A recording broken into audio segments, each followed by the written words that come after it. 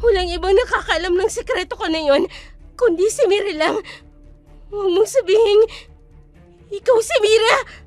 Hindi mo na ako kailangan makilala pa.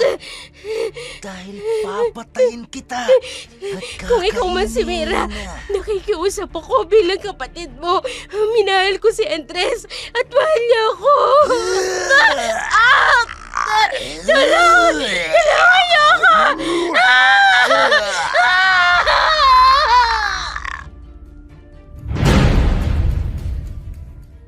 Ang kasal ay isang sagrato na tanging makapaghihiwalay lang ay ang kamatayan. Ngunit may mga tao talagang handang gawin ang lahat para makasira ng pamilya. Ito ay kwento ng isang babaeng pinagtaksilan ng kanyang asawa sa maling paraan hanggang saan niya tatanggapin ang kahayupan ng asawa o ipapaubayan niya na lamang ito.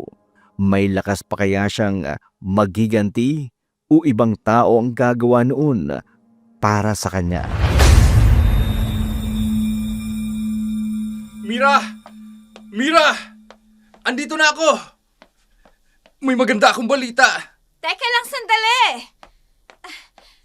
Oh, Andres! Ano ba't sinisigaw-sigaw mo dyan sa labas ng bahay? At hindi makapag-antay ang ibabalita mo. Mahal, natanggap na ako sa trabaho bilang construction worker. Talaga? Oo, mahal.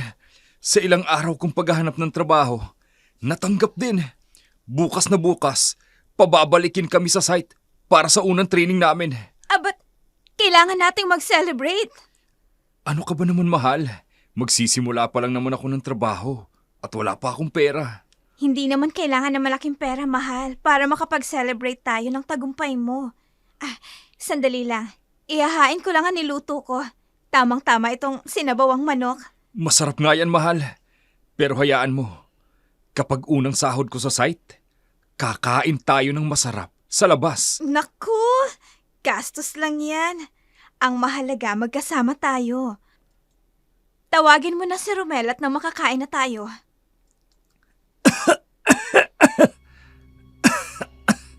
Anak, ayos ka lang ba? Hindi mo ginalaw ang pagkain mo. Ayos lang ho ko, inay. Malakas naman po ako. Mauubos mo na yata yung manok. Pero di mo naman kinakain ng kanin, anak. Mas mahalaga pa din na may laman ang kanin ng tiyan mo.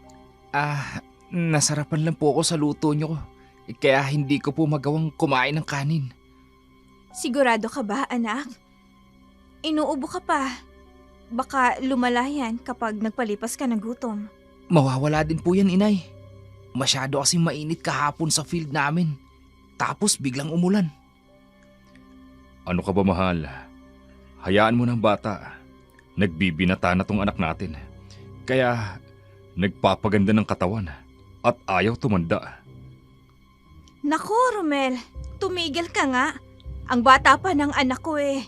At nag-aaral pa lang yan, kaya wag kung ano-anong ilalagay mo sa utak niyan. Baka gawin niya. Matapos ang masaya nilang hapunan, nagpahinga na sila. Maliit lang ang bahay ni Mira. Iisang kama lang ang kanilang gamit. Sa gitna si Mira natutulog at sa kanan niya naman ay ang kanyang asawang si Andres. At sa kaliwa naman ng katabi ng bintana ay ang anak niyang si Romel. Kaya naririnig ni Mira ang madalas sa pag-ubo ni Romel habang sila ay nagpapahinga. Kinabukasan, nagpaalam na si Andres kay Mira para pumunta sa site.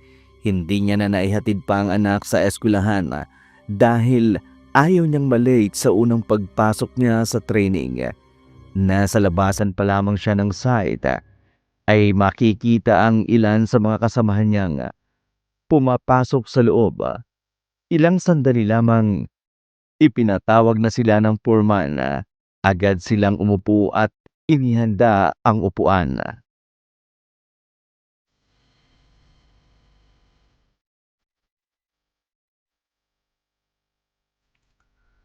Magandang araw sa inyo. 34 kayo na pinabalik para sa unang pag-iensayo. Lahat ng mga biodata ninyo ay ipasa na sa ating head. Ibig sabihin lang nun, ay tanggap na kayo sa trabaho at magsisimulang mag-training ngayong araw. Pero huwag kayong mag-alala dahil may sahod pa rin ang training ninyo hanggang sa 3 araw ng inyong training. Ha? Sino kaya yung babaeng yan? Kanina pa tumitingin sa akin. May pakindat-kindat pa. Ay, tumigil ka nga, Andres. May asawa ka na. Pero maganda siya. Hindi. Mas maganda ang asawa ko. Makinig kayo. Dahil wala ang may-ari na nagpapagawa ng building na ito, ay ako ang titingin sa mga trabaho ninyo. At kasama ko ang unika iha ng mga Echavez. Leia Echavez.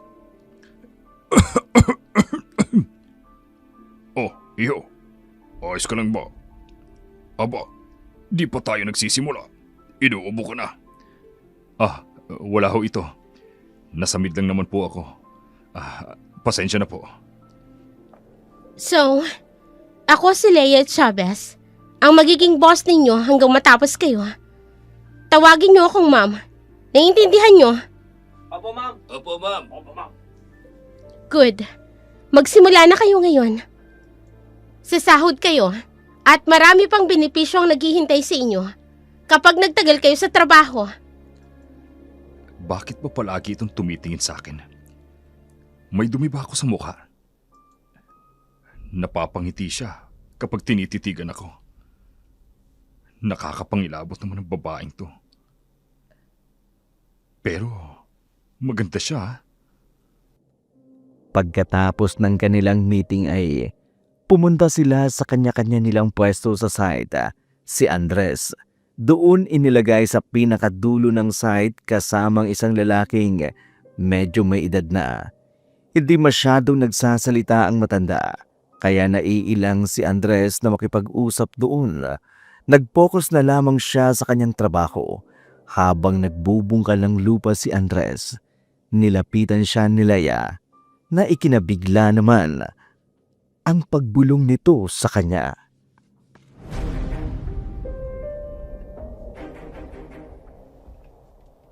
Tapos ka na ba dyan? Ma'am Leia, kayo po pala. May kailangan po ba kayo?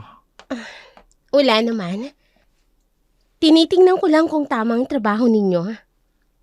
Ma'am, masyado na ho kayong malapit sa akin, ma'am. Baka kung ano pong isipin ng iba sa atin. Bakit? Nahihiya ka ba?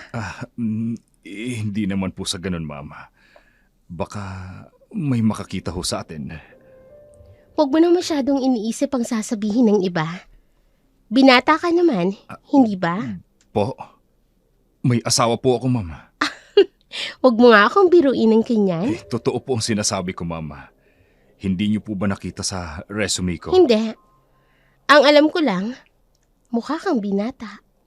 May anak na rin po ako, ma'am. Ganun ba? Pwede naman akong maging bagong nanay niya. Oh, ano ba? Ba't mo ba ako tinulak? Sorry, ma'am. Hindi ko sinasadya. Bakla ka ba? At takot na takot kang hawakan ng babae? Ma'am, nire-respeto ko lang po ang pamilya ko. Okay, sige. Tapusin niyo na ang trabaho niyo. Malapit na mag-uwian. Napabuntong hininga na lamang si Andres nang makita niyang naglalakad palayo si Leia. Kinakabahan siya sa mga kilos nito. Pero hindi niya na lamang pinahalata, lalo na sa mga kasama niya. Baka kung ano pang isipin ng mga iyon. 5:00 ng hapon nang matapos sila, nakita pa niya si Leia na nakatingin na naman. Akala niya'y iirapan siya nito, pero bigla siya nitong nginitian. Patay mali siya si Andres habang nasa biyahe pa uwi sa kanila. Inabot ng ilang minuto ang biyahe bago man siya makapasok sa loob ng kanilang bahay. Narinig niya na ang mahinang ubo ni Romel. Buti naman at nandito ka na. Kanina pa kita hinihintay. Ano nangyari, mahal? Mula dun sa labas, naririnig ko ang pag-ubo ni Romel. Yun na nga sasabihin ko sa'yo eh. Hindi na biro ang pag-ubo ni Romel. Kanina lang, May dugong lumabas sa bibig niya. Ano? Kailangan na natin siyang ipatingin sa doktor. Mahal, wala pa tayong pera. Kailangan pa ba ng pera para dalhin sa ospital ang anak natin? Hindi madali ang sinasabi mo. Ang mahal magpa-doktor ngayon. Madadaan naman siguro yun sa herbal na gamot.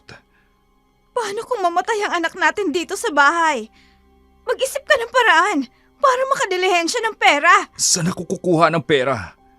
Alam mo namang kapapasok ko lang sa trabaho, di ba? Hindi ko na alam ang gagawin ko. Pwede ba? Kumalma ka. Eh paano nga kung kakalma kung ganito ang sitwasyon ng anak natin? Hindi mo ko naiintindihan dahil ina ako. Mira, ama din ako. Tatay ako ng anak natin. Hahanap ako ng paraan bukas. Masama ang loob ni Mira na pumasok sa kwarto. Sinundan naman siya ni Andres, ngunit hindi niya na ito pinansin. Nakahiga na si Mira sa kama at nagtalukbong ng kumot. Walang nagawa si Andres, kundi ang respetuhin ang galit ng kanyang asawa. Kinabukasan, nagising na lamang si Mira. Wala na si Andres. Nang bumangon ito, hinanap niya ang kanyang asawa. Hindi siya sanay na hindi siya ginigising nito, pero alam niyang may kasalanan din siya para na rin hindi lumaki pa ang kanilang pagtatalo. Lumipas ang ilang oras habang naglalabas si Mira. Isa-isa niyang inaamoy ang damit nila Romel.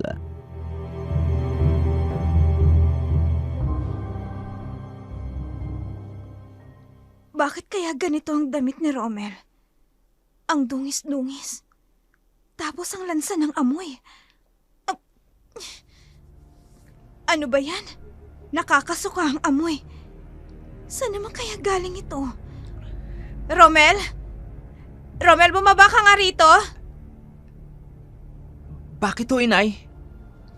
Anong ginawa mo sa eskwelahan nyo? Bakit ganito kadumi ang uniform mo? Nakipag-away ka ba? Ha?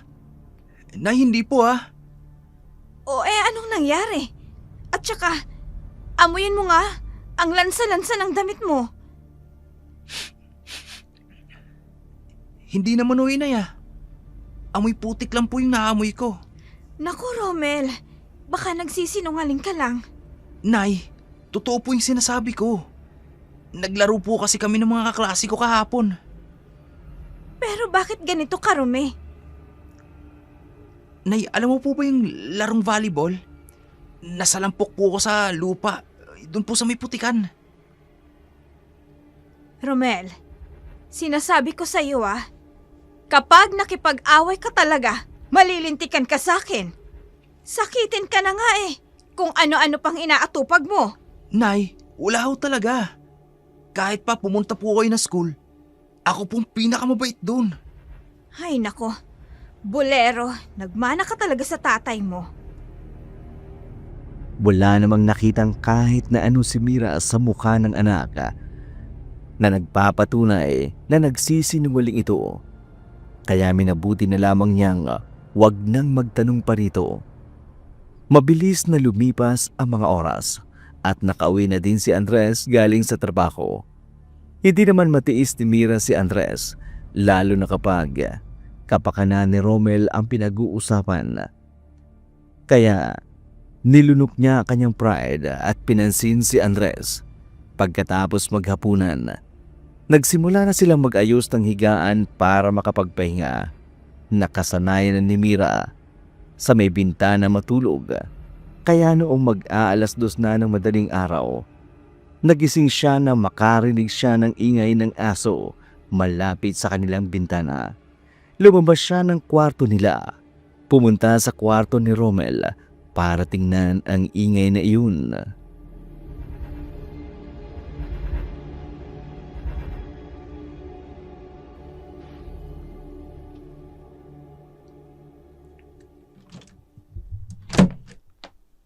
Anak? Romel? Nay, ano po ginagawa niyo rito? Tinitingnan ko lang kung ayos na ba ang pakiramdam mo. Okay naman po ako, Nay. Hindi niyo na po kailangan mag-alala. Matulog na po kayo ulit. Bakit gising ka pa pala? Kasi po, hindi ako nakatulog dahil po sa ingay ng aso. Ano namang hinahanap mo dyan sa labas?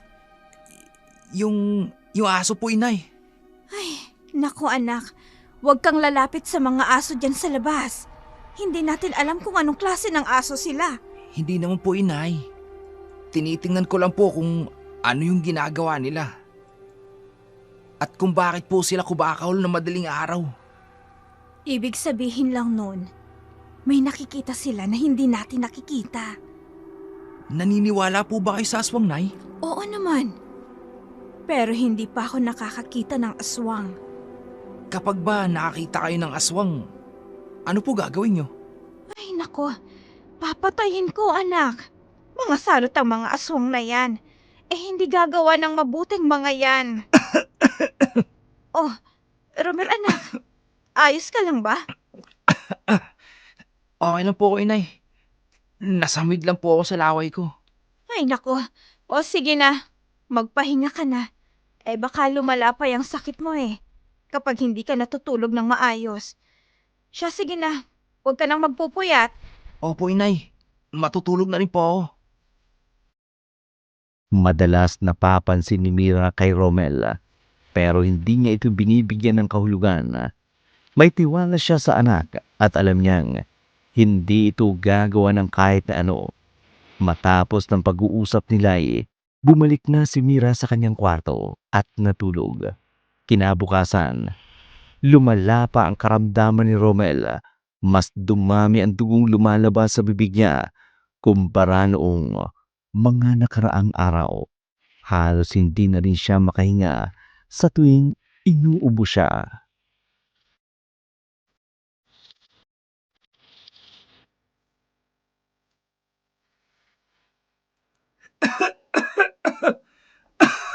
Romel, anak, dadalhin ka na namin sa ospital. Na hindi na po. Ayos lang po ako. Anong ayos? Hindi ka ayos, anak. Andres, wala ka bang gagawin? Mamamatay na lang ang anak mo dito. Wala nga tayong pera, Mira. Ni piso. Wala tayong pera. Paano tayo tatanggapin ng ospital? Inaalala mo pang bayad sa ospital kesa dito sa anak mo? Ayan ka na naman. Magagalit ka na naman. Nagdidilihensya nga ako ng pera. Nag-iisip ako ng mauutangan. Pero inuuna mo yung bunganga mo.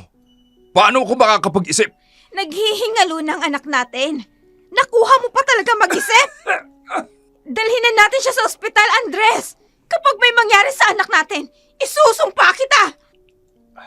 Romel, humawak kang mabuti sa kamay ko. Huwag kang pipikit. Pakiusap! Dali-daling dinala ng mag-asawa ang kanilang anak. Sakay ng isang tricycle. Hindi naman gaanong malayo ang ospital sa kanilang bayan. Kaya mga 5 minuto lang, narating na nila ang ospital. Inalalayan ni Andres ang kanyang anak habang si Mira naman ay patuloy na umiiyak. Pinaupo si Romel ng isang nurse sa wheelchair. Saka dinala sa emergency room. Hindi na sila pinapasok sa loob. Kaya habang naghihintay sila ng resulta ng doktor, mula sa palabas ng telebisyon, may narinig silang balita.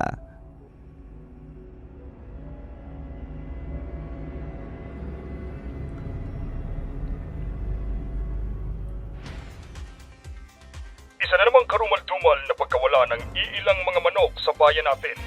Natatagpuan ito sa iba't ibang parte ng lugar na tila ba kinatay. Maraming nagsasabi na hindi pagnanakaw ang motibo ng may gawa dahil hindi naman ito buong niluluto, kundi kinakain lang ang ilang parte ng katawan at ang pinaghihinalaan na gumawa nito ay mga aswang. Ako, si Mike, nag-uulat. Ay nako, nakakatakot naman yan. Huwag mong sabihing naniniwala ka sa mga aswang, Mira. Hindi totoo ang aswang. Andres, wala namang masama kung maniniwala ako sa mga aswang. Panakot lang yan ng mga matatanda dun sa mga batang matitigas ang ulo at hindi umuuwi kahit na gabi na. Ay naku Andres, pag ikaw dinalaw ng mga aswang, Tatawanan talaga kita. Sus, hindi naman ako natatakot sa mga aswang. Sila ang dapat matakot sa akin. Sa laki ba naman ng katawan ko? Uurong talaga sila. Puros kayabangan. Baka kamo umurong yung pagkalalaki mo pag nakaharap ka ng aswang. Sino ho ang magulang na pasyente? Ay, ako ho ang nanay. Kamusta na po ang anak ko? Pumasok po kayo sa loob para masabi ko po ang lahat ng kailangan ng pasyente.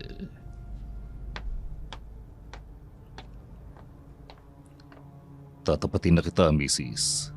Sa gayon, maayos naman ang lagay na pasyente dahil nadala agad siya sa ospital. Kaya lang, lumalala na ang kanyang sakit. Leukemia. Leukemia? Ano hong leukemia, Dok? Cancer ito sa dugo. Maraming causes ng cancer. Delikado ho ba yan, Dok? Walang sakit na hindi delikado. Pero kung tatarungin mo kung pwede pa itong agapan, yes. Kailangan lang namin siyang ipalaboratory para malaman pa ang iba pa niyang sakit. Ayaw ko po, inay. Pero bakit naman, Romel? Ayaw ko po magpalaboratory, inay. Maayos naman po yung lagay ko eh. Romel, anak. Ikakabuti mo ang gagawin ito. Basta ayaw ko po, inay. Takot po ako sa injection eh. Hayaan muna natin ang bata. Ito na lang ang kailangan niya ng mga gamot, Mrs. Ito na rin ang pills. Maiwan ko na muna kayo. Bukas sa tanghali ay ang follow-up check-up natin sa kanya. Diyos ko, ang laki ng bill. Saan tayo kukuha ng ganitong halaga? Pati mga gamot ni Romel. Niyakap ni Mira si Romel habang pinapatahan naman siya ni Andres. Sa mga oras na yun, hindi alam ni Mira kung saan kukuha ng pera, lalo na't si Andres lang ang kumakayod sa kanila. Pero hindi niya hayaan na hindi maganap ng mapagkakakitaan para lamang magkapera. Pagka-uwi nila may nakasalubong silang kapitbahay. Naglakad lamang kasi sila pa uwi dahil wala silang perang pamasahe.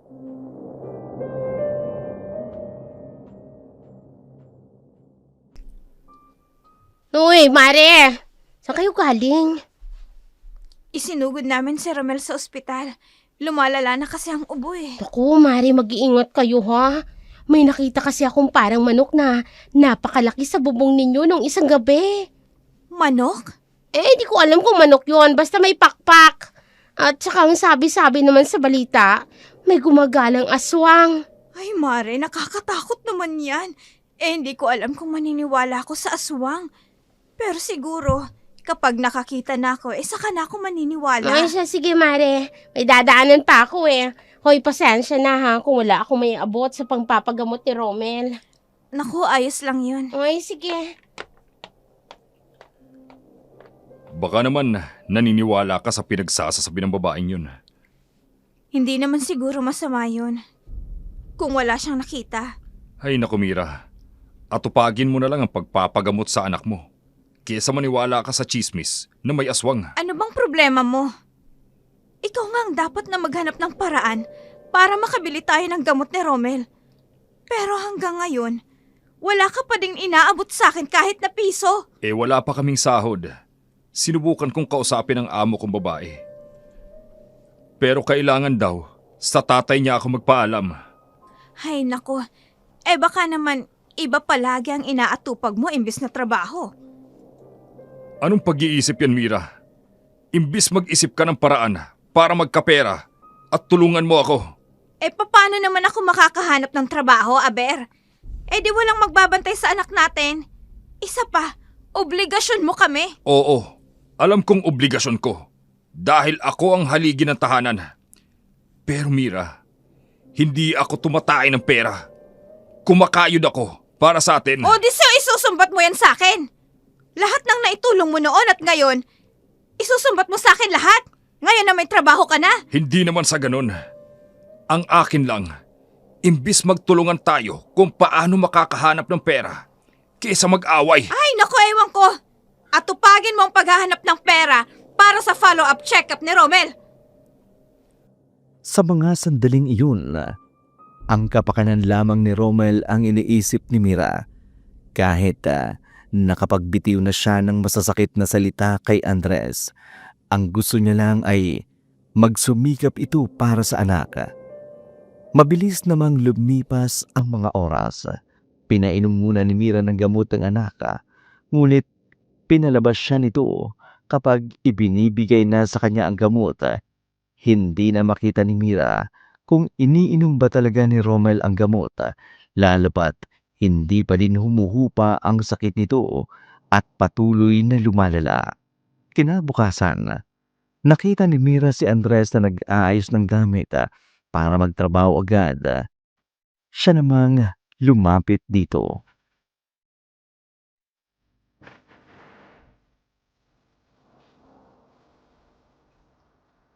Andres, wala ka ba talagang mauutangan? Kaya nga ako pumasok ngayon eh. Susubukan ko ulit manghiram dun sa amo ko. Hindi ako mangangako dahil iba naman ang dating sa'yo.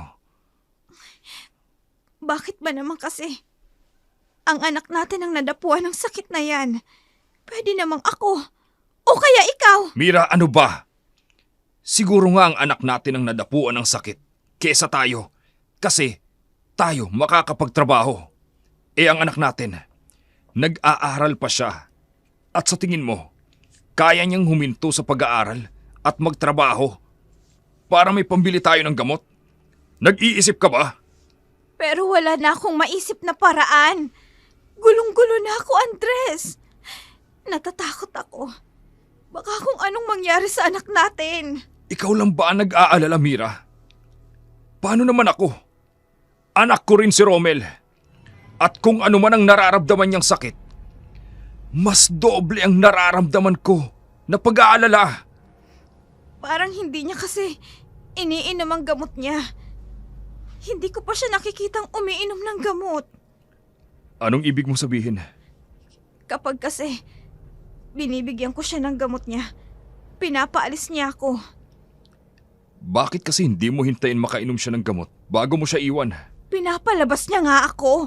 E paano ko makikita? Ay nako, ang tigas din ang ulo ng batang hinano. Hayaan mo, at ako ang makikipag-usap. Paano gagaling kung hindi naman iinumin ang gamot?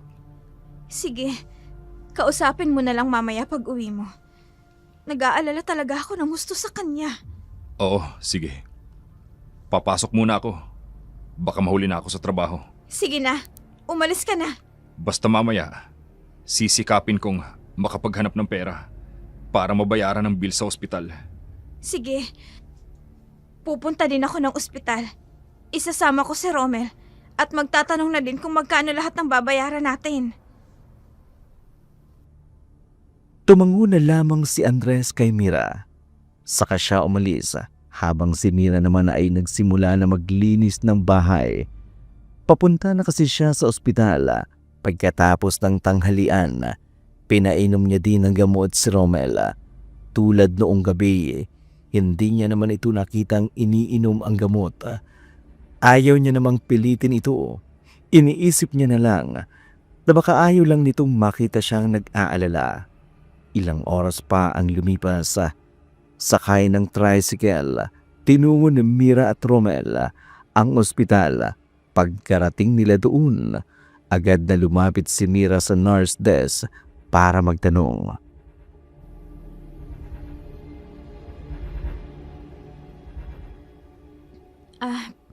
Magandang araw ho. Itatanong ko lang ho sana kung magkano na ho ang bill ni Romel magsalang. Saglit lang, titingnan ko. Ma'am, nakauwi na po pala ang pasyente kahapon? Oo ho. Pinayagan kasi kami ng doktor saka follow-up check-up na din po ngayon. Eto ho siya oh. Ganun ba?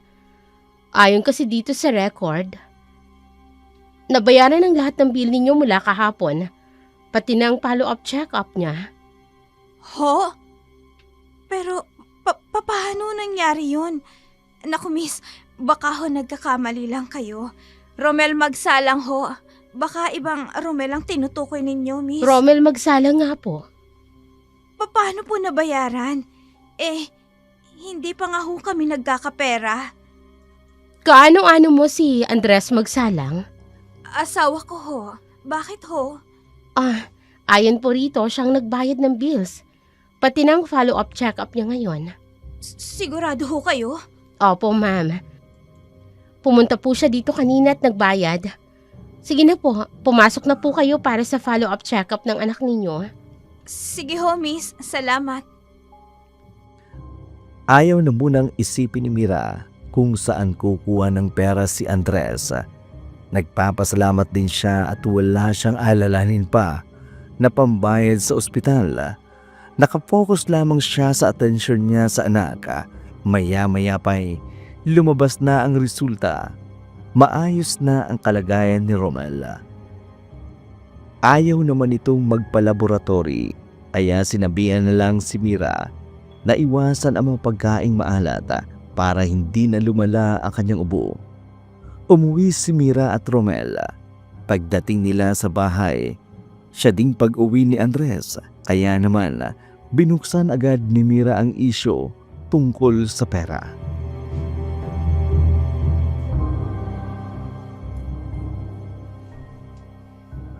Andres, nabayaran mo na pala ng buo ang ospital? Pati ang follow-up check-up ni Romel? Oo. Dumaan ako doon kanina para bayaran. At wala ka nang aalalahanin pa.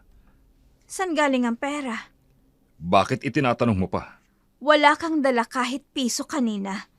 Kaya gusto kong malaman kung saan ang galing ang perang ipinangbayad mo sa ospital.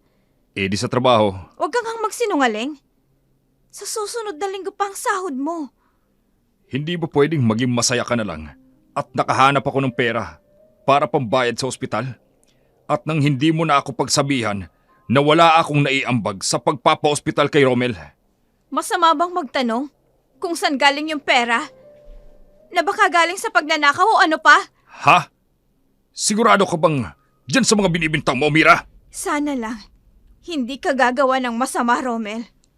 Dahil hindi kaya ng konsensya ko na galing sa masama ang pinangbayad mo sa ospital bill ng anak natin. Pinagdududahan mo ba ako? Wala akong sinasabing ganon. Pero yun ang pinapahiwatig mo. Marangal akong tao, Mira. Alam mo yan. At hindi ko gagawin ang mga nasa isip mo. Wala na tayong bayarin. Ang isipin mo na lang ang kalusugan niya at mga ipinagbabawal sa kanya ng doktor.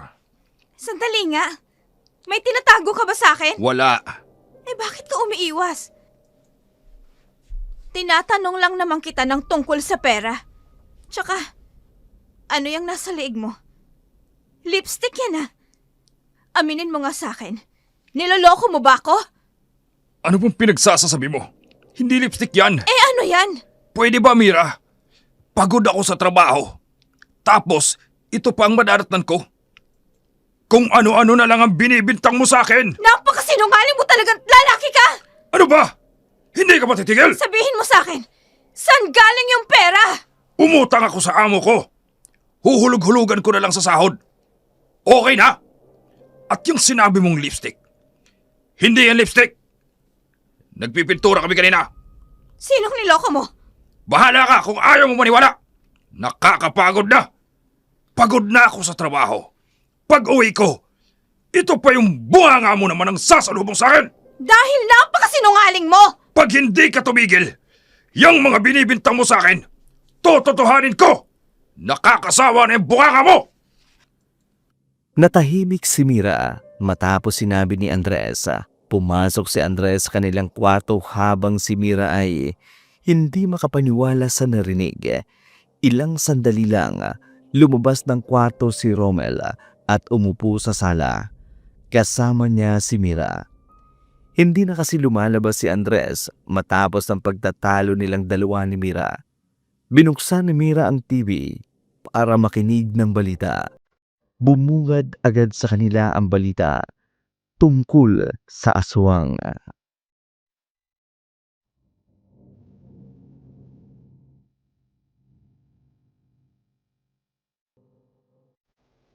Ay nako, ayan na naman ang balita tungkol sa halimaw. Ikaw ba anak? Naniniwala ka ba sa mga aswang? Hoy, anak! Kinakausap kita. Bakit parang namumutla ka dyan? May masakit ba sa'yo? Wala ho, inay. Sabi ko, ikaw baka ako ay naniniwala sa mga aswang. Siguro. Ewan. Baka meron po talaga. Eh bakit parang kinakabahan ka? Aminin mo nga sa akin. Ang alin ho, inay. Kung nakakita ka na ba ng aswang? Hindi pa po. Kaya ikaw, pagkatapos ng klase, umuwi ka kagad. Huwag ka kung san-san pumupunta. Dahil alam mo ng panahon ngayon, delikado na ang lugar natin. Baka mamaya niyan Ikaw pang madiskitahan ng mga aswang. Sakiting ka pa naman. Hindi ka makakatakbo ng mabilis. Kayo po ba, inay? Takot po ba kayo sa aswang? Abay, oo naman. Walang taong hindi takot sa aswang. Paano po kapag nakakita po kayo ng aswang? Ano pong gagawin nyo? Kapag nakakita ako ng aswang, kung hindi man ako makatakbo palayo, lalaban na lang ako. O baka mapatay ko pa ang aswang. Oh, anak, ayos ka lang ba? Inuubo ka na naman. Opo, inay. Nasamid lang po ako. Oh, siya, sige na. Magpahinga ka na. Tama nang kakaisip ng mga aswang na yan. Hindi nakaligtas pa sa mga mata ni Mira ang panginginig ng anak. Hindi niya matukoy kung dahil ba ito sa sakit ng anak o may iba pang dahilan. Pinatay ni Mira ang TV at pumasok sa kwarto para tabihan ang asawa. Tulog na ito. Kaya minabuti niya ding magpahinga na rin. Kinabukasan, gaya ng kanilang nakagawian, pumasok na sa trabaho si Andres, samantalang hinihintay pa ni Mira na magpaalam si Andres. Masama pa din kasi ang loob nito.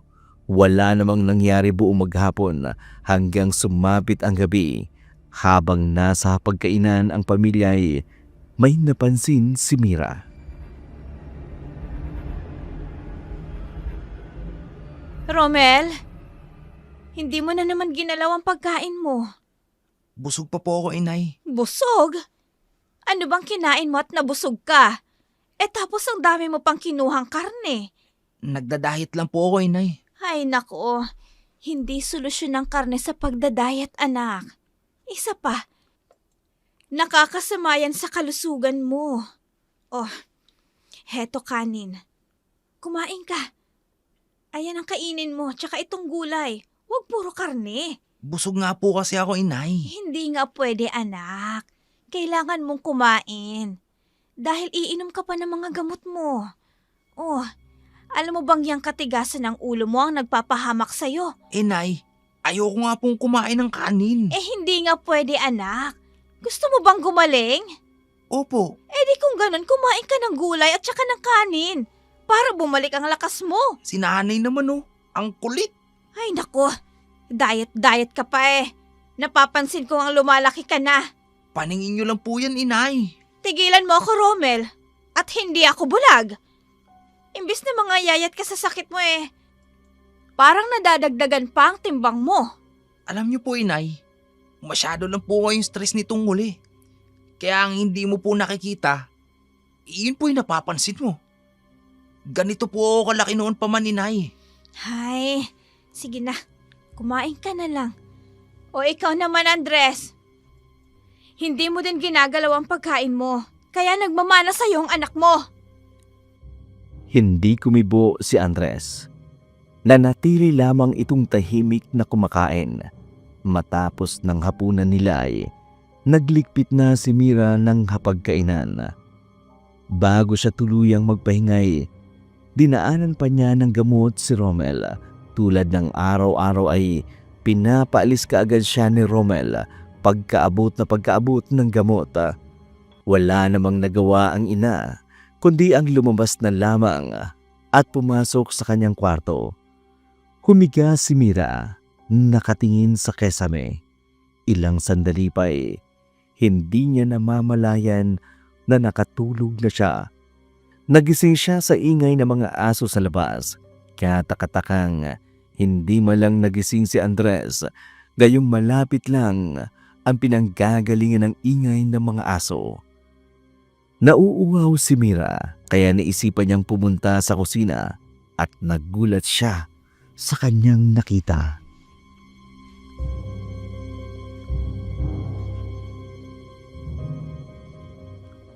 Romel, Nay, bakit gising ka pa? At saka, bakit nakapatay ang ilaw? Ano yan? Karne? wala po ito, Inay. Naku, huwag mo nga akong pinaglololoko Alam kong may tinatago ka sa likod mo. Sige na, ipakita mo sa akin yan. Ano po kasi, Inay? Karni po. Sabi ko na nga be. Nagugutom po kasi ako, Inay. Kaya kinuha ko po tong hilaw na karne para lutuin. Magluluto ka ng nakapatay ang ilaw? Sisindihan ko naman po yan, Nay. Kukunin ko lang po tong karne sa ref. 12:00 na, nagugutom ka pa din. Di ba sinabi mo sa akin na kumain ka na ng kanin kanina? Busog po ako kanina, Inay. Ngayon po, nagising po ako na kumukulo po yung tiyan ko. Paano kang mabubusog niyan? Puros karne lang ang laman ng tiyan mo. Umiinom ka pa ng gamot. Kaya siguradong tutunawin lang ang kinain mong yan. Masarap po kasi itong karne, Inay. Ay nako, ikaw na bata ka. Kung ano-ano na lang ang naiisipan mong gawin. Pasensya na po, Inay. Hindi na po mauulit. Nagugutom lang po kasi talaga ako ngayon O siya, sige na. Ako na magluluto. Ano bang gusto mo? Prito na lang po. Maraming mantika yan. Hindi nakakabuti sa katawan mo. Magluluto na lang ako ng sinabawan na karneng baboy. Lalagyan ko ng sibuyas, pechay. Igisa ko na din sa bawang. Wag! Aray! Sorry po, Inay. Aray, ano ba? Bakit mo ba biniglang agawin tong karne, anak? At saka, ang talas ng kuko mo. Nay, hindi naman po matalas yung kuko ko. Anong hindi? Tingnan mo nga ang kamay ko, nagkasugat pa. Pasensya na po, Inay. Hindi ko po sinasadya. Hindi po kasi ako mahilig sa sabaw Sige na, Inay. Gusto ko po yung piniritong karning baboy. Ay, nako. Umiral na naman yung pagkabata mo. O sige na, ihahatid ko na lang sa kwarto mo kapag natapos ako. Yung sugat nyo nga po pala, Inay. Gamutin niyo po agad. Nagpapasalamat naman si Romel sa ina. Saka ito nagbadaling pumasok sa kwarto. Habang nagsisimula na si Mira na magluto ng gusto ng kanyang anak, maraming tumatakbo sa kanyang isipan at mga tanong sa mga napapansin sa kanyang anak. Ngunit wala naman siyang mapagsabihan ng problema. Muli niyang tiningnan ang sugat sa kanyang kamay. Maliit lang siya pero parang kalmot. Katakataka kung saan nanggaling ang gayon. Nakita nga niya ang maliit na kuko ni Romel. Si Andres naman, hindi niya makausap tungkol sa anak. Dahil sa pagbabantay ni Mira kay Romel, wala na silang masyadong oras. Tila ba, ang pagsasama nila ay bigla na lang ng lamig. Katulad na lamang ng isang gabi, hindi nagtagal ay umuwi si Andres. Ilang oras pang hinintay ni Mira, hindi pa rin ito umuwi. 11:00 na ng gabi at naisipan ni Mira na magsarado ng pinto para matulog. Ngunit narinig niya ang motorsiklo ni Andres kaya agad niyang binuksan ang pintuan. Nakita niyang bumaba ito sa motor at iika-ikang naglakad na tila balasing hawak ang kanyang braso.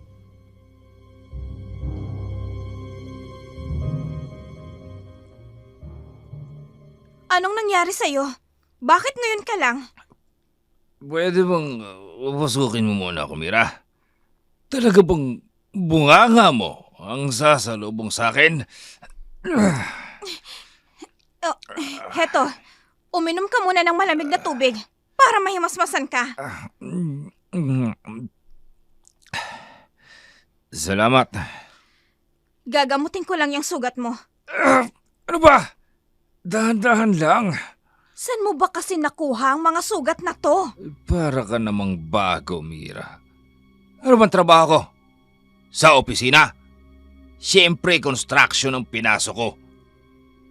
Wala naman akong sinabing... Ano ba yan, Mira? Wala ba talagang araw na mananahimik ka muna? Tinatanong ko lang kung saan ka galing. 11:00 na ng gabi at nagpakalasing ka pa talaga? Nagtatrabaho ako.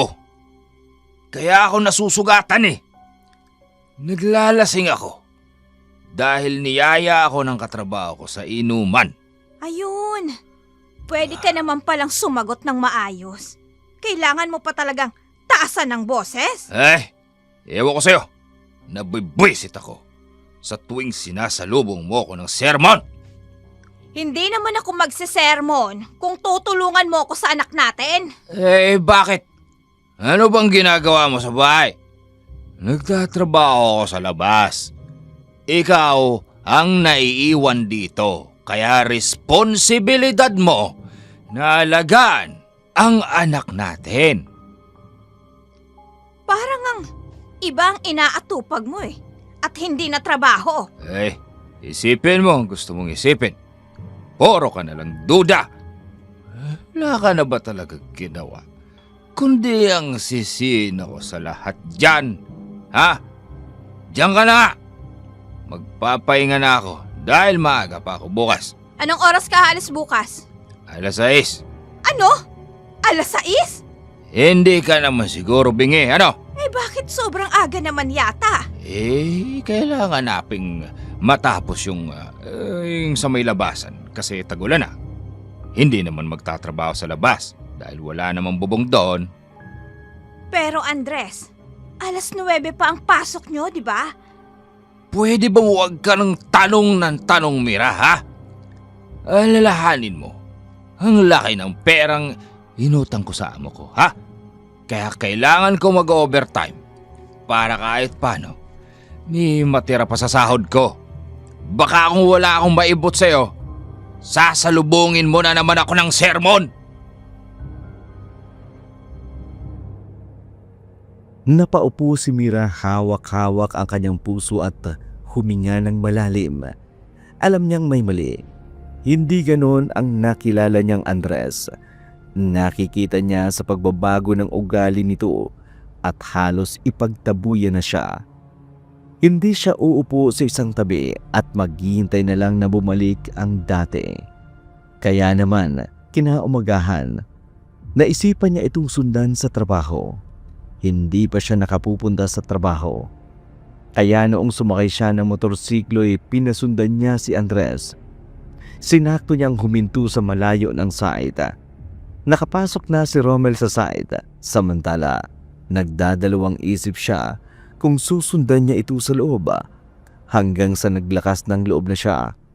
Tahimik sa loob pero hindi alam ni Mira. Ang ibang nagtatrabaho doon ay nagpapahinga. Doon kasi sila mismo sa site natutulog. Maya-maya lang ay nakarinig siya ng boses at alam niyang kay Andres iyon.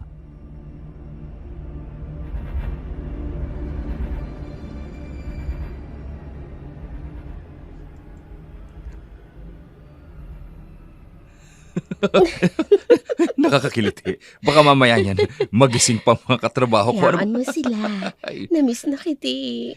Kagabi nga lang magkasama tayo Tapos mamimiss mo ko agad. Minuto kitang namimiss. Gusto ko, lagi kitang nakikita. Nakakagaan nga ng loob na parati kang nandyan sa tabi ko. Mabuti naman.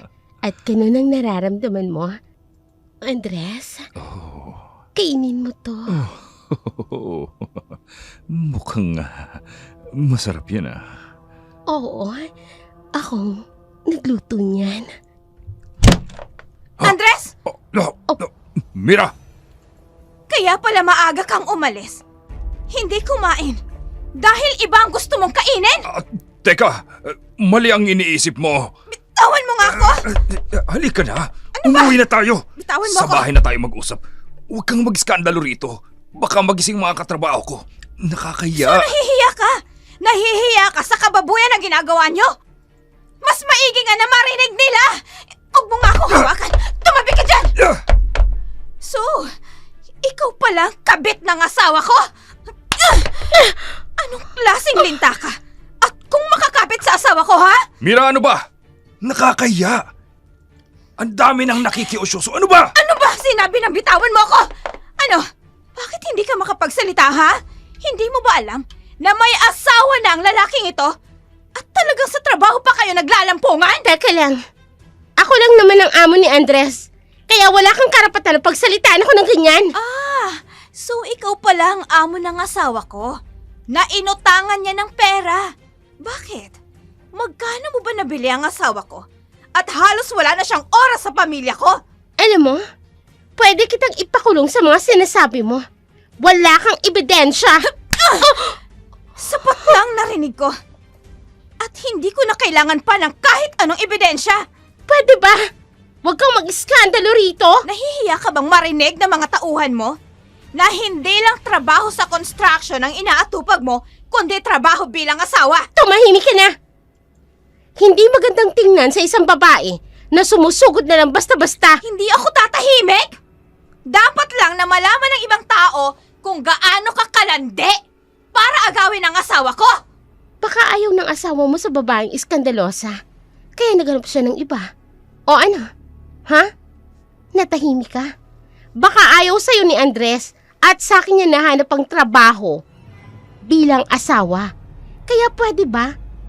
Bago ka susugod dito, alamin mo muna kung ano ang totoong nararamdaman ni Andres para sa akin. Ang kapal naman ng mukha mong babae ka. Kabit ka lang. Tandaan mo yan. Kayo! Makinig kayong lahat.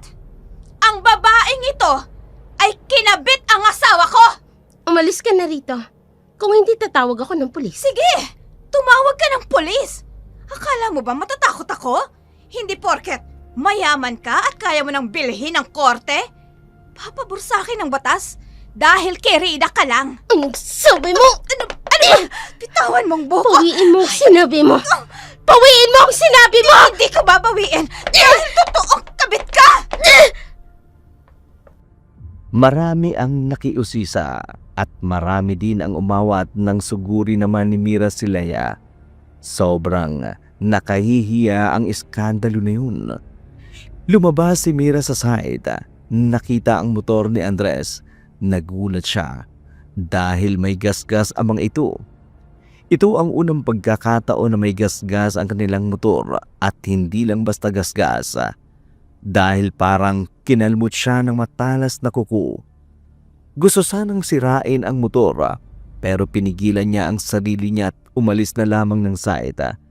Pagdating niya sa bahay, hinanap niya agad si Romel, ngunit hindi na ito nakita. Nasa loob pala ito ng kwarto at hindi pa ito lumalabas simula nang umalis siya. Nabalitaan niyang muli ang aswang na umatake sa mga hayop at mga batang nawawala. Lumipas ang buong araw. Nang masama pa rin ang loob ni Mira sa asawa, kinuha niya ang mga gamit ni Andres. Saktong narinig niya ang motorsiklo nito.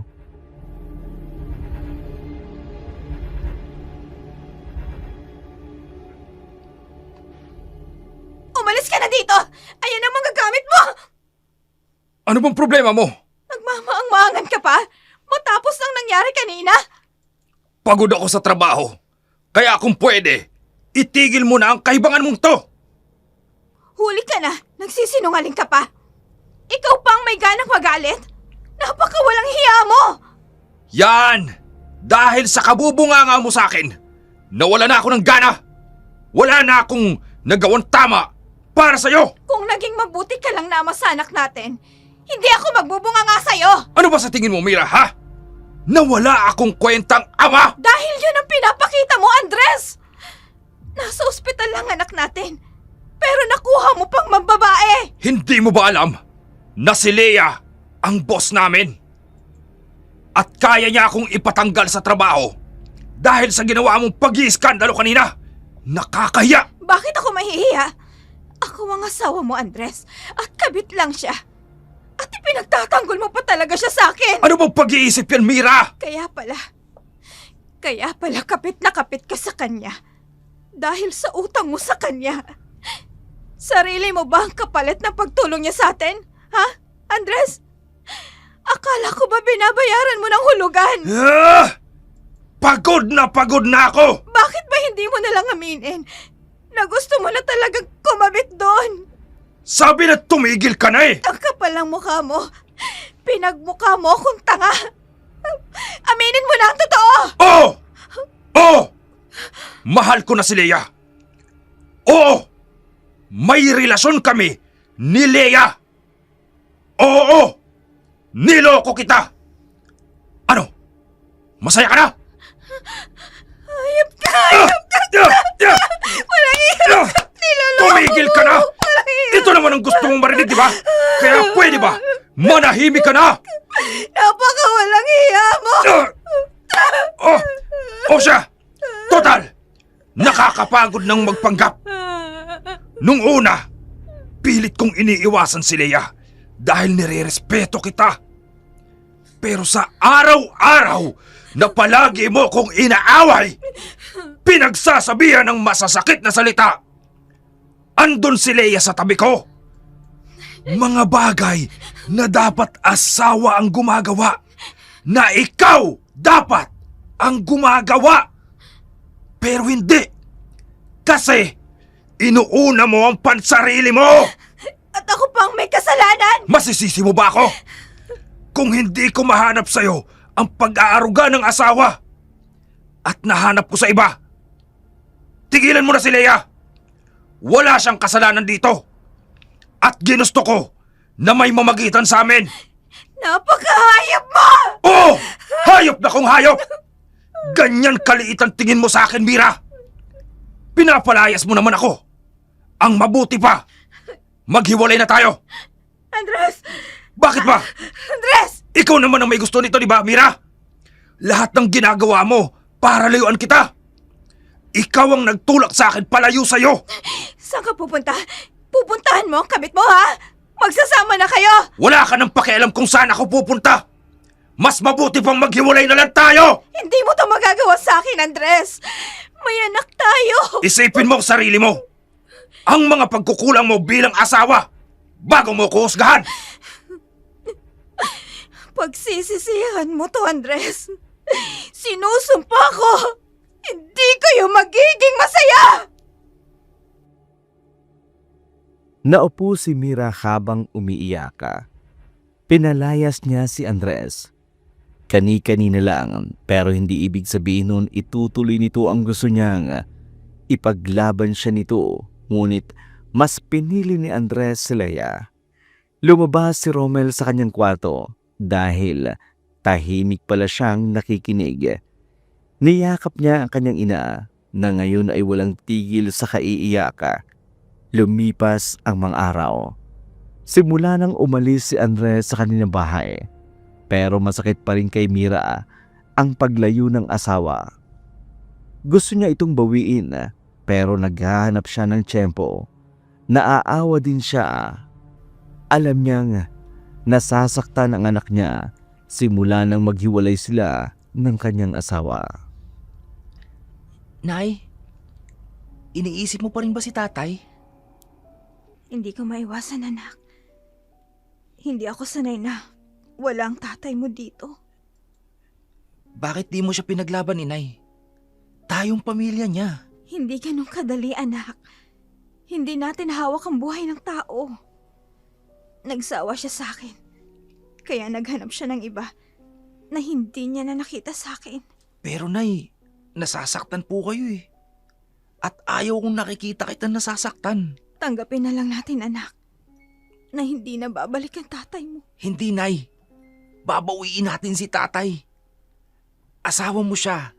Kasal po kayo sa mata ng mga tao. At lalong-lalo na po sa mata ng Panginoon. Kamatayan lang makakapaghiwalay dito. Alika nga dito, anak.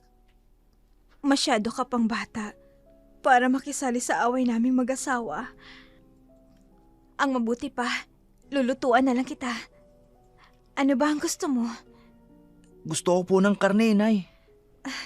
Aba, napapadalas ang pagkain mo ng karne, anak ka. Lalo kang tumataba. Yun po kasi talaga yung gusto ko, Nay. Ayoko po ng kanin. Sige, pero huli na to Sa susunod, kailangan mo nang lagyan ng kanin ng ulam mo. Buti sana kung gulay ang kinakain mo. Nauubos na nga ang karne ng baboy at karne ng manok sa ref natin. Kakakain mo ng ganyan. Last na po, Inay. Kakain na po ako ng kanin bukas. Siguraduhin mo lang, anak. Isang kapapasok lang po balita. Ayan na naman. Palagi na lang aswang ang laman ng balita. Kailan ba mawawala ang aswang na yan? Salot sila sa bayan natin. Anak? Oo. Inuubo ka na naman. Napano ka? Tubig po, Inay. Oo, sandali. Heto. Ano ba yan? Palagi ka na lang nasasamid. Inuubo lang po ako, Inay. Ilang araw ang lumipas. Hindi na lumabas si Romel sa kwarto. Nag-aalala naman si Mira tuwing tinatawag niya kasi ito para kumain ay palagi na lang itong busog. Wala naman siyang susi ng kwarto kaya hindi niya makita ang lagay ng kanyang anak. Maayos naman sila noong huling pag-uusap nila tungkol kay Andres. Anak, lumabas ka na Ilang araw ka nang hindi lumalabas sa kwarto mo. Ano ba ang problema mo? Nay, hayaan niyo po muna ako. Hindi mo maiaalis sa akin bilang isang inang mag-alala, anak. Hindi kita nakikitang kumakain. Malakas naman po ako, Inay. Huwag niyo na po akong alalahanin. Ang alalahanin niyo po, yung kalusugan niyo. Lalo na't wala na si tatay. Hindi kita pwedeng pabayaan, anak. Nakakulong ka na lang sa kwarto mo. Nay, please, hayaan niyo po muna ako. Kaya kong mag-isa. Anak, hindi ako aalis dito hanggat hindi ka lumalabas ng kwarto mo. Sinabi ko na nga umalis na kayo rito! Anak! Anak, anong nangyayari sa'yo? Anak, buksan mong pinto!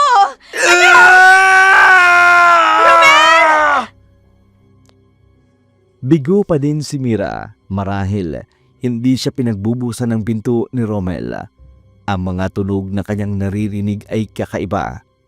Hindi pangkaraniwan. Nakatatakot. Lalo na't ang isipin tungkol sa kanyang anak. Pero ang katotohanan na hindi niya ito nakakausap ng maayos ay nagsisilbing pangamba ni Mira. Buo na ang kanyang desisyon na kausapin si Leia. Sobrang depressed na kung paano niya mapapakain si Romel at alam niyang kay Andres ay makikinig ito. Nagpunta si Mira sa bahay ni Leia. Hinintay niya ito makalabas. Sakto namang nagbukas ito ng gate para ilabas ang kanyang kotse. Hindi nagdalawang isip si Mira. Agad siyang lumapit doon para naman kausapin. Anong ginagawa mo dito? Leia, Tumayo ka. Bakit ka lumuluhod sa harapan ko? nakikiusap ako sa'yo. Kakalimutan ko ang lahat ng pagkakamali niyo ng asawa ko. Pakiusap. Ibalik mo lang siya sa akin. Di ba ikaw ang nagpalaya sa kanya? Bakit ngayon hahanapin mo pa ang asawa mo? Nadala lang ako ng galit ko. Pero hindi ko kayang masira ang pamilya namin. Leia, dalaga ka pa. May panahon pa para magbago. Makakahanap ka ng lalaking walang sabit na magmamahal sa'yo. Hindi ka na mahal ni Andres. At kahit anong gawin mo, hindi na siya babalik sa'yo. Leia, may anak kami. Kahit man lang para sa anak ko. Maawa ka naman sa amin. Maawa? Nung panahon ba na iniwan mo ko at nangako kang babalik, naawa ka ba sa akin? Ano? Nagmakaawa ako sa'yo na balikan mo ko sa ampunan. Pero ilang araw, linggo, buwan at taon, hindi mo ko binalikan. Tapos ngayon magmamakaawa kang ibalik ko ang asawa mo. Hindi kita maintindihan. Hindi mo ba ako nakikilala? Ate! Ako lang naman si Leia na iniwan mo sa ampunan. 20 taon ang nakakaraan. Leia, ikaw ba yan? Hindi kita nakilala. Paano mo nga ba ako makikilala? Ilang taong kang nawala. Kinupkup ako ng mayayamang tao. Hindi mo alam ang hirap na dinanas ko bago ako naging ganito kayaman. Leia, patawarin mo ako. Hinanap kita.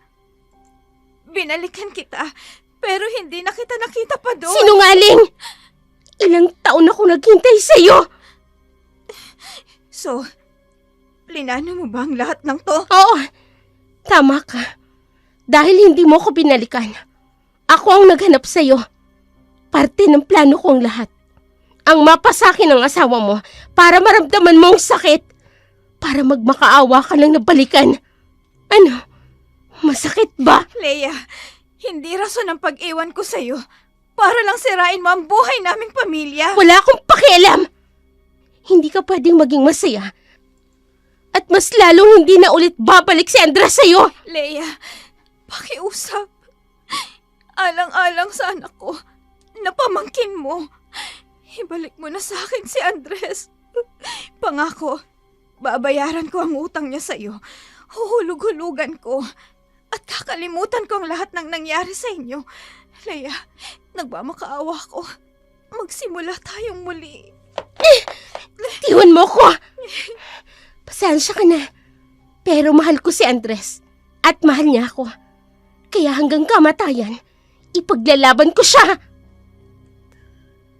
Naiwang tulala si Mira, naglalakad na parang nabagsakan ng langit at ng lupa. Lahat ng kanyang naririnig hindi pumapasok sa kanyang isip. Pilit man niyang nilalabanan ang luha niya pero patuloy lang ito sa pagpataka. Hindi niya namamalayan na nakarating na siya sa kanilang bahay. Sinalubong na lamang siya ni Romel at niyakap ng mahigpit. Dumaan ang isang gabi. Ay narinig kaagad ni Mira ang motorsiklo ni Andres. Lumabas siya at masayang sinalubong si Andres. Ngunit galit ang salubong nito sa kanya. Andres! Andres, salamat naman at bumalik ka. Bitawan mo ako! Bakit mo pinuntahan si Leia sa bahay nila? Para ano? Gusto ko lang namang sabihin sa kanya na ibalik ka sa akin. Hindi na ako babalik sa'yo, Mira. Naiintindihan mo ba? Tapos na tayo! Gano'n na lang ba kadali sa'yo yun? Naiwanan kami ng anak mo. Huwag mo akong daanin sa drama mo. Hindi ako nagdadrama. Ilang araw ka nang umalis dito. Mas pipiliin mo ba talaga ang kirida mo? Andres! Huwag na huwag mong tatawaging kirida si Leia! Dahil simula nang pinalayas mo ko, siya na ang tumayong asawa ko.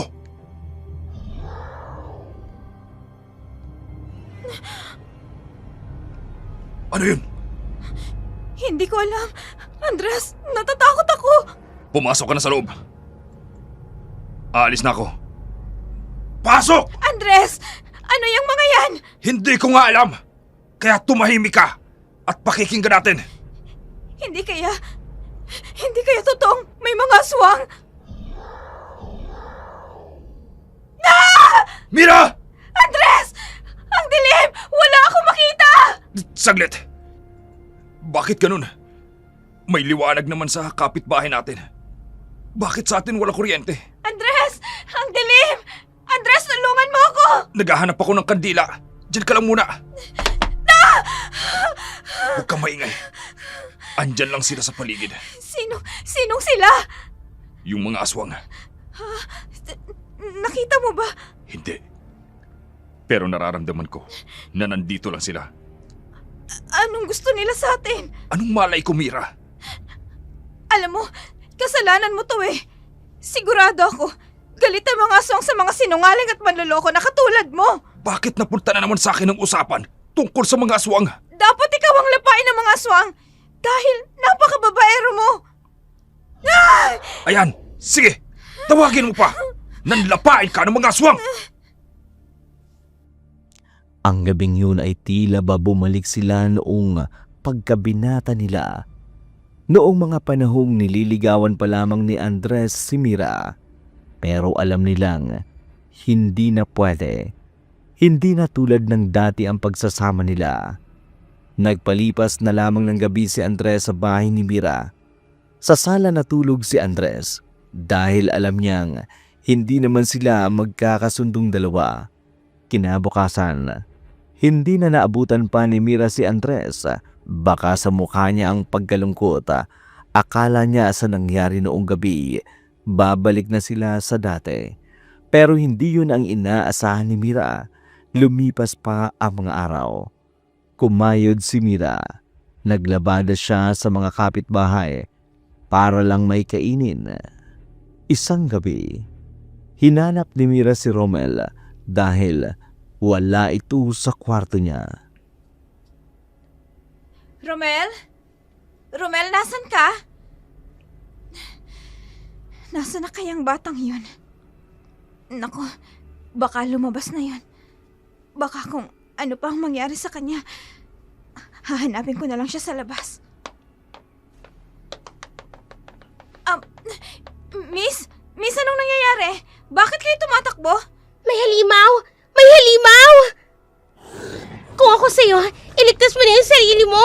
Hindi ka sasantuhin ng aswang. Sige na po, takbo na! Ha? Teka, pero hinahanap ko ang anak ko. Bahala ka! Basta ililigtas ko ang sarili ko! Diyos ko. Romel! Romel, anak! Nasaan ka ba? Romel, anak ko! Tulong! May aswang! Diyos ko! Aswang! Ha? Mabuti na lang at nakatakbo pa kami doon. Dahil kung hindi, maabutan pa kami. Paano ng anak ko? Diyos ko, Panginoon ko. Sana, huwag niyo pong pababayaan ang anak ko. Ilayo niyo po siya sa mga aswang. Siya na lang ang natitira kong pamilya. Umingay ang kanilang lugar.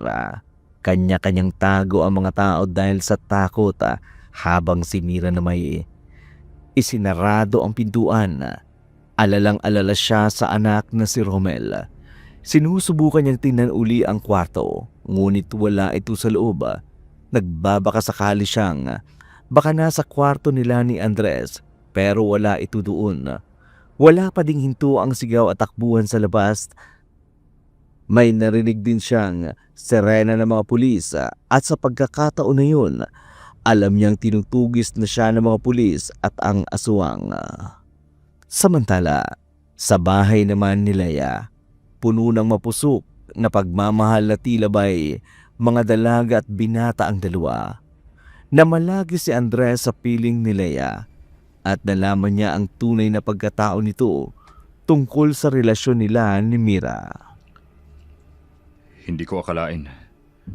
Nakapatid mo pala si Mira. Wala sana akong balak na ipaalam sa'yo, Andres. Parte yun ng plano ko. Pero unti-unti, nahulog ako sa'yo nang hindi ko sinasadya. Ang laki ng pagkukulang ng asawa ko.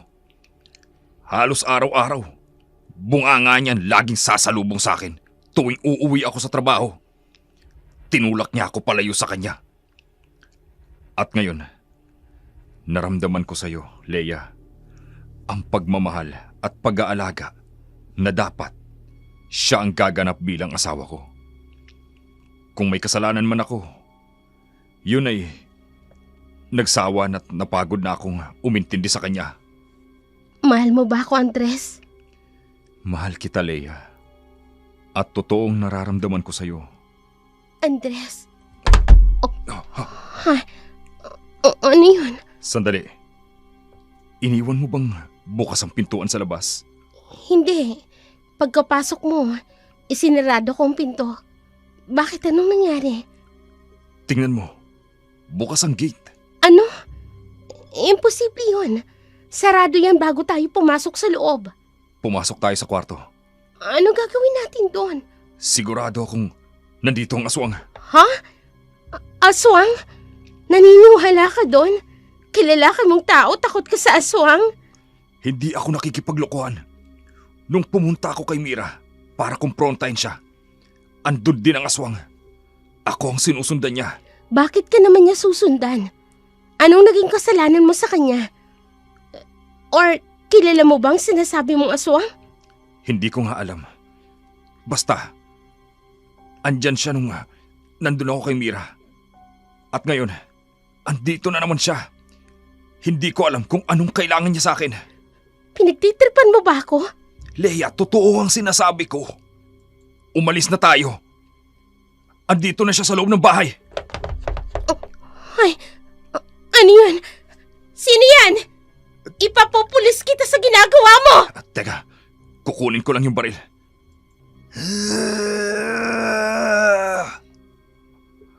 Anong kailangan mo sa amin?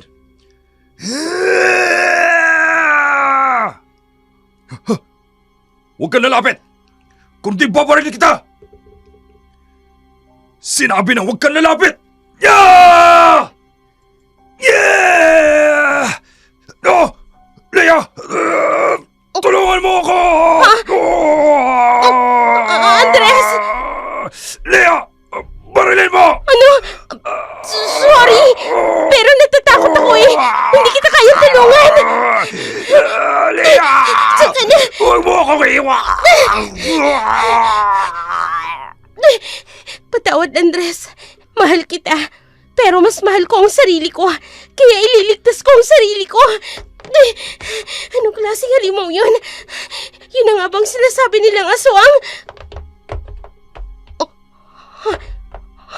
Ano yun? Hindi kaya... Nasundan niya ako. Teka, nasaan ang susi ng kotse ko?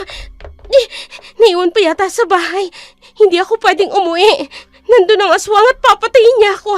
Kapag nakita niya ako, kailangan ko humingi ng tulong. Saan ka pupunta? Layuan mo ko! Sino ka ba? Parang awa mo na! Sinira mo ang pamilya namin. Magsasama kayo ng laki mo sa impyerno. Parang awa mo na! Ayoko pang mamatay! Dapat sa mga mata mo, mamatay. Sarap kumain ng preskong karne ng Huwag ko lalapit! Please, ibibigay ko ang lahat ng kailangan mo. Lahat ng ari-arian ko, lahat ng pera ko, lahat ng meron ako! Huwag mo lang ako papatayin! Walang Pakiusap, silbi sa akin ang yaman mo. pakiusap! Dahil ang totoong kayamanan ay pamilya. Ang pamilyang sinira mo dahil sa galit at inggit. Walang ibang nakakalam ng sekreto ko na yon, kundi si Mira lang. Huwag mong sabihin, ikaw si Mira! Hindi mo na ako kailangan makilala pa. Dahil papatayin kita. At Kung ikaw man si Mira, nakikiusap ako bilang kapatid mo. Minahal ko si Andres at mahal niya ako. Tulong! Tulungan niyo ako!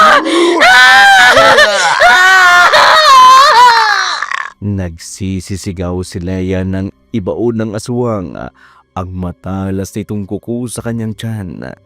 Namilipit sa sakit si Leia at napaluha dahil katapusan na ng kanyang buhay. Muling umungol ang aswang kasabay ng pag-alulong ng mga aso. Sa huling pagkakataon, kinuha ng aswang ang puso ni Leia. Saka ito kinain na parabang aso na gutom na gutom. Maya-maya pa isang putok ng baril ang narinig sa kalagitnaan ng gabi, kasabay ng pagkatumba ng aswang sa tinamaan nito. Ha! Nadali din ka ng aswang ka! Akala mo, makakatakas ka? Salot ka sa bayan namin! Nako, makakatakas pa yata yung aswang! Tingin! Akala ko, mahuli ko ng aswang at magiging bayani ako dahil doon. Sayang, pusit na aswang yun. Ang bilis! Yari ka talaga sa akin pag nag-cross uli ang landas natin! Mukhang patay na tong biktima ng aswang. Hindi ko man lang naisalba. Tatawag na lang ako sa headquarters ng mga pulis.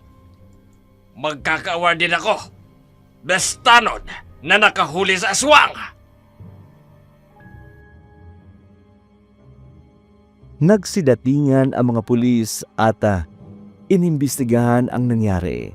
Sinabi naman ng tanod ang kanyang nakita kung saan patungo ang aswang. Hindi na hinabol pa ng mga pulis dahil nawala na ang dugo nito na siyang sinusundan nila. Dinala nila ang bangkay sa morgue at napag-alaman nila na may bangkay pa sa bahay ni Leia. Yun ay walang iba kundi si Andres. Samantala, sa bahay naman ni Mira, nag-aalala siya para sa kanyang anak. Hindi dahil hindi pa ito umuwi at alanganin na ang gabi. Nabuhayan siya ng loob nang sunod-sunod ang naririnig niyang katok sa pintuan.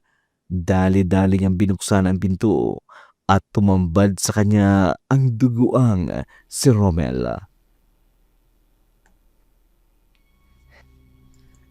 Nay! Romel? Anak? Diyos ko! Anong nangyari sa'yo, anak? Bakit may tama ka ng bala? Nay! Batuwarin mo ko. Teka, sandali, anak. Dadalhin kita sa ospital. Anak! Hindi na ho, Nay. Hindi na po ako tatagal. Ano bang sinasabi mo dyan, Romel? Dadalhin kita sa ospital. Delikadong maubusan ka ng dugo. Teka. Bakit? Bakit hindi kulay pulang dugo mo, anak? Bakit kulay itim ito? Ano ba to? Nay, tuwarin niyo po ako sa nagawang kasalanan, Nay. Anak, hindi kita maintindihan. Ano bang ibig mong sabihin? Wala na po si tatay. Nay, pinatay ko po siya. At ang kabit niya. Romel, ano bang sinasabi mo? Nay, masakit sa akin makikita kitang nahihirapan at nasasaktan. Ayoko silang makitang masaya habang ikaw nagdurusa. Bakit mo ginawa yun, anak? Hindi tayo mayaman, pero hindi kita pinalaking mamamatay tao. Nay, kinain ko po yung mga puso nila. Ang mga laman loob nila. Ano? Romel, ano bang pinagsasasabi mo, anak? Isa po akong infected na aswang. Nahawa ako nung kaklase ko na aswang. Ano? Hindi! Hindi totoo yan, anak! Hindi ka aswang! Nay, totoo sinasabi ko, Nay. Pero hindi ako kumukuha ng mga batang nawawala. Marami kami. Hindi ako nag-iisa. Tanging hayop lang po ang kinakain ko. Si Papa at yung kabit niya lang po yung una't huling pinatay ko at kinain ko. Diyos ko. Nay, patawad po. Romel, anak. Dapat sinabi mo sa akin ito para natulungan kita. Sino po ang kontrolin ng sarili ko, Inay? Pero, nang iwan tayo ni tatay para ipalit sa isang babae, mas lalo akong lumakas at puno ng pag-ihiganti. Hindi matatakpan ng pagkakamali. Ang isa pang pagkakamali, anak. Dapat ay hinayaan mo na lang na humusga ang Diyos sa kasalanan nilang nagawa. Ako. Wala naman nanakit sa'yo, Nay. Mamuhay ka ng tahimik at maging masaya kahit wala na ako. Anak, Romel, dadalhin kita sa ospital. Anak, Huwag na kumapit. po, Inay. Hayaan niyo na po ako mamatay. Ayoko na pong makapanakit pa ng tao. Ilang taon na ako nagtitiis. Ngayon, nasimula ko na kumain ng tao. Natatakot ako na pati ikaw mapatay ko. Pero anak, Nay, alagaan mo sarili mo, Nay.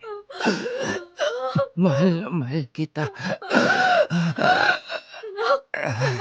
Ano ko? Romel! Romel! Anak! Romel! Umiiyak si Mira habang nakahiga si Rommel sa kanyang bisig ng mga oras na yun. Alam niyang wala ng buhay ang kanyang anak. Ang daming tanong na pumapasok sa isip niya. Ang daming nangyari pero wala siyang makausapa. Wala nang sasagot sa kanya. Minsan naisip ni Mira, kasalanan niya ang lahat. Kung sakali bang hindi niya iwan ang kapatid niyang si Leia, wala sanang Andres na pipiliin at magiging masaya sa iba. Wala sanang Rommel na maghihiganti dahil sa kanya. Niyakap niya ang kanyang anak bago siya tumawag ng ambulansya. Kinabukasan, pumunta si Mira sa morgue. Hinanap ang bangkay ni Andres at ni Leia. Kapatid, patawarin mo ako sa kasalanan ko. Hindi ko intensyon na iwanan ka.